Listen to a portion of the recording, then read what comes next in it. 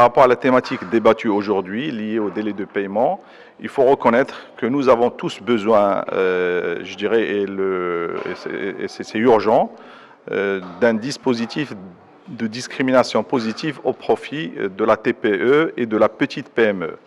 Pourquoi? Parce que franchement, on constate qu'il y a du deux poids, deux mesures. Quand vous parlez de la relation entre fournisseurs et clients, je vois mal cette situation dans laquelle on va retrouver une TPE, donc qui est fournisseur, et qui va recevoir la double sanction. La sanction de ne pas être payé à temps, donc avec les retards de paiement, et deuxièmement, c'est le traitement fiscal donc, qui va lui être infligé en matière d'impôt du fait qu'il n'a pas appliqué les pénalités de retard.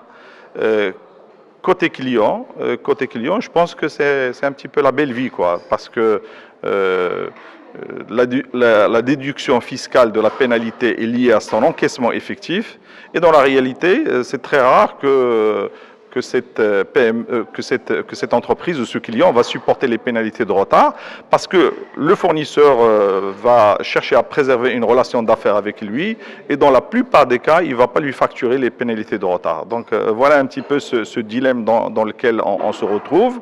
Deuxième point qui me semble extrêmement important, c'est qu'on a publié au BO dernièrement un arrêté conjoint du ministre de l'économie et des finances et du ministre du commerce et de l'industrie relatif au barème des pénalités de retard, un barème qui doit être déployé rapidement à partir de l'année prochaine.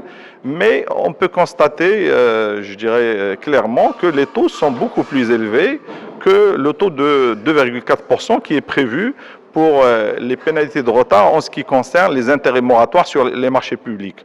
Pourquoi on va appliquer au marché public un taux qui est inférieur à celui qui est prévu dans ce barème?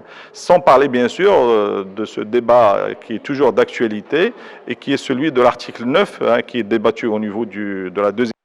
Maintenant, imaginez qu'une entreprise qui a du mal à recouvrer sa créance au niveau d'une collectivité locale, au niveau d'une administration publique, peut-être qu'il va actionner l'entreprise en question et que le procès passe en première instance et en appel avant de devenir exécutoire. Et voilà le jugement donc, qui a force de loi qui peut être appliqué. Et on vous demande d'attendre 4 ans parce que tout simplement c'est cette nouvelle loi de finances qui le dit. Donc c'est à vous d'attendre. Il faut que je dirais que le budget, il faut que l'État budgétise, je dirais, le paiement en question.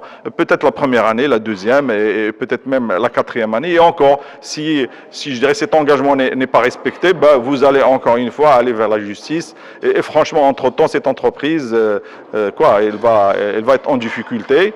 Au lieu d'aider les TPE et les PME à se remettre à flot, on les met en difficulté encore plus avec un soubassement juridique qui est je dirais, cet article qui, à mon sens, comporte une clause abusive, léonine, et j'espère qu'il sera aboli, je dirais, soit au niveau de la deuxième chambre, la Chambre des conseillers, ou alors dans la deuxième lecture auprès de la Chambre des représentants.